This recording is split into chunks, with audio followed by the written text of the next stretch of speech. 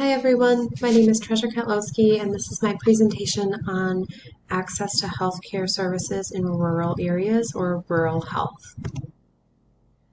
So I'd like to start with kind of setting a boundary between rural and urban areas. We know urban areas are high standards of living, fast-paced life. Rural areas are a lower standard of living, a more peaceful kind of life. And our community public health nursing textbook defines a rural area as less than 45 residents per square mile, and a frontier is less than 6 per square mile.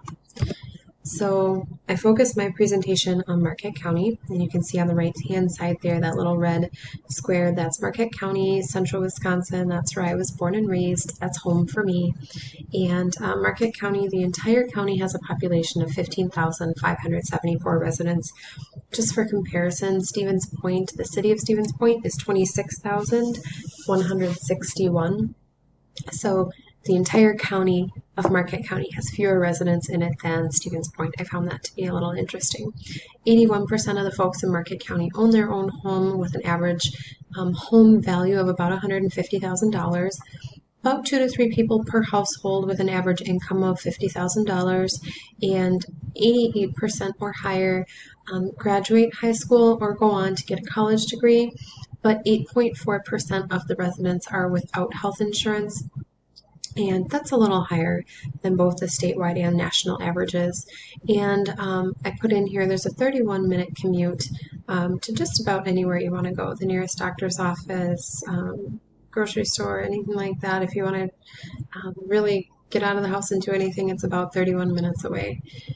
And so here I've got some pictures that you would see like as you would drive through the area, different things that I would see during my windshield survey that I was doing for this project.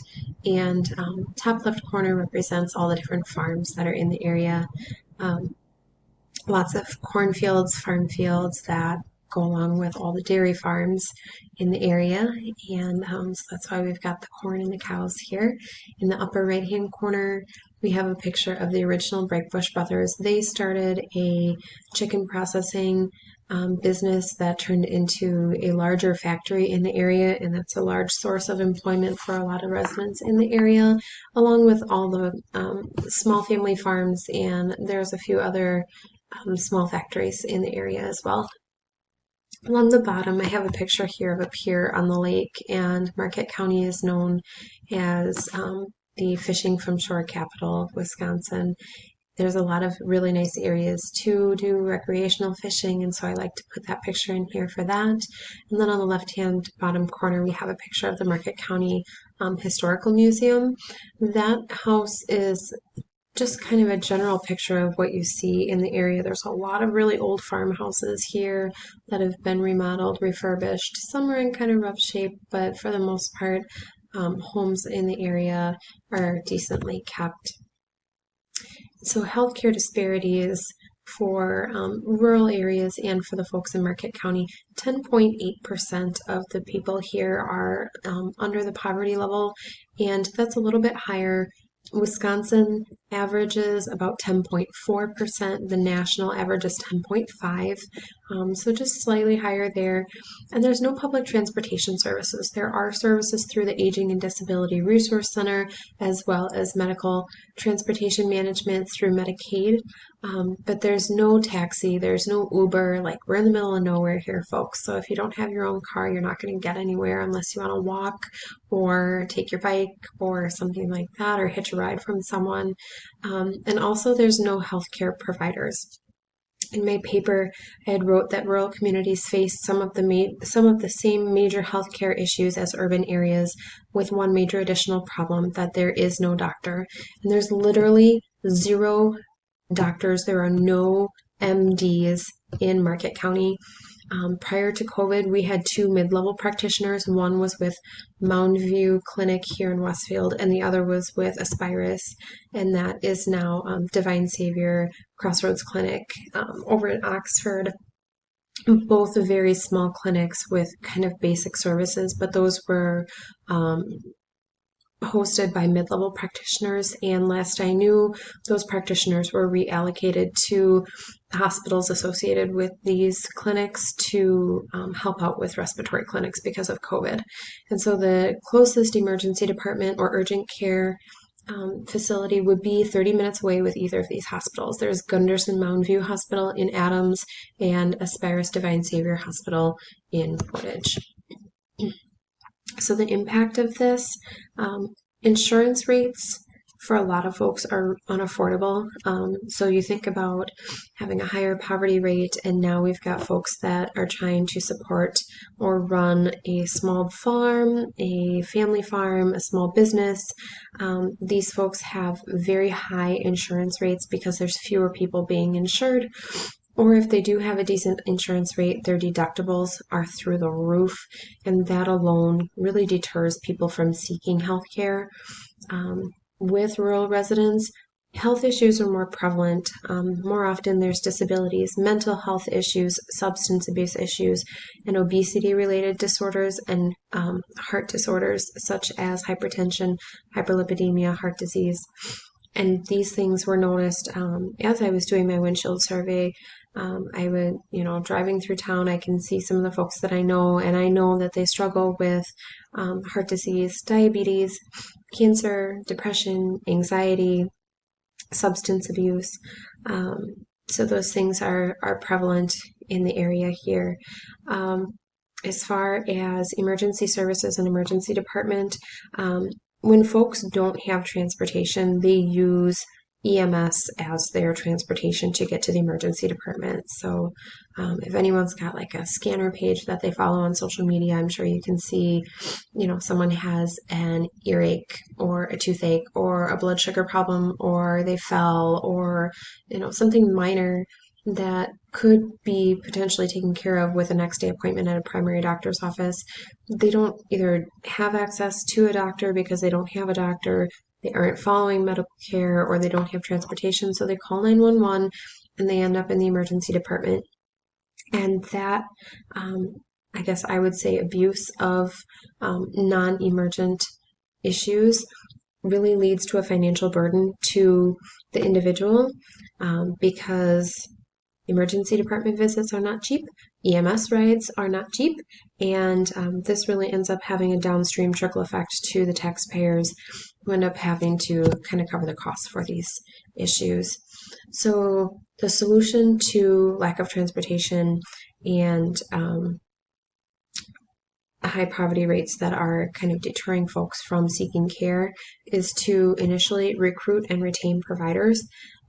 We want to see if we can get access to maybe a grant program that would help us get providers to focus on rural areas, and then we want to bring the care to the public. And I put a picture in here of the mobile health services from Family Health Clinica. I used to work with them up in Watoma. They are really a prime example of bringing care to the patient and to the public, and it's an upstream focus, which is really fun.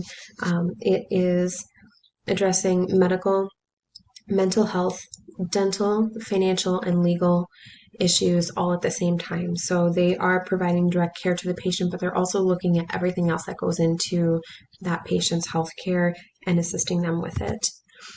And on a primary, secondary, and tertiary level, these were inspired by Kaiser's framework for social determinants of health and a health promotion model. So on a primary basis, we want to promote health, so we're going to do preventative education to kids in high schools, and to adults. We'll hold sessions at a public library, or the hospital that I work with now will put a little snippet on the radio for folks about a chronic condition and different ways to prevent it. Immunization clinics, of course, that's important for kiddos, but we want to make sure the adults in the area are getting their flu shots, making sure our seniors are getting their pneumonia shots, and eventually when it's available, hopefully we can set up clinics where we can get folks immunized for COVID as well. Community walks I thought was a great idea to get people out and walking and connecting. There's some really great trails through the school forest, and there's lots of sidewalks that are well kept in the area, so we could coordinate just outings where we can get people out of the house and moving. And then also transportation services. Again, this would kind of come from grant money, I think, would be the main source of funding for this. But if we could get some kind of almost taxi service that was non-Medicaid initiated, that would help to get folks to doctor's appointments and get them to where they need to go. On a secondary level, we're going to provide necessary treatment after illness. So here we're going to do our screenings and get folks set up if there are issues. And so for here, it's easy to do a simple lipid panel, chemistry panel to look at liver and kidney function, complete blood count, see what white blood cells, human platelets, all of that looks like, and then also hemoglobin A1C to see if there's any risk of diabetes there. I also really like the Patient Health Questionnaire 9, so PHQ-9 and Generalized Anxiety Disorder Screening 7. Those are two tools we utilized at the clinic to screen to see if there was any underlying anxiety and depression, or if there was, we can again use that tool to kind of gauge to see where they're at. And then on a tertiary level, this is where we're going to manage those diseases and hold group therapy sessions and education sessions to help folks understand and manage those chronic diseases. And so in conclusion, the big goal here is to bring care to the patient.